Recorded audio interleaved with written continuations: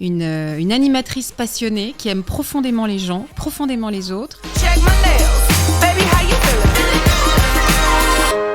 Moi, on m'attend sur la douceur, la rondeur, la gentillesse, et c'est vraiment ce que je suis. Ils viennent chez moi, sur mon plateau, pour être écoutés, pour être câlinés, pour être embrassés. Et c'est profondément ce que je suis.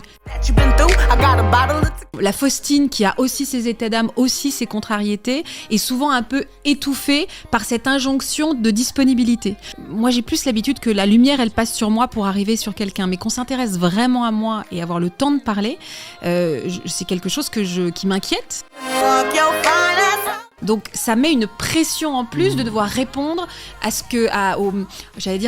l'injonction de l'image que les gens se font de vous. Moi, les gens attendent quelque chose de moi, vont observer ce que je pense, comment je suis habillée, comment je m'exprime. Alors parfois j'ai encore des doutes, donc je montre à ma meilleure amie ou à mon mari. C'est vrai que ce contrôle permanent de ce que je dis, parce qu'il faut que je sois celle de la télé.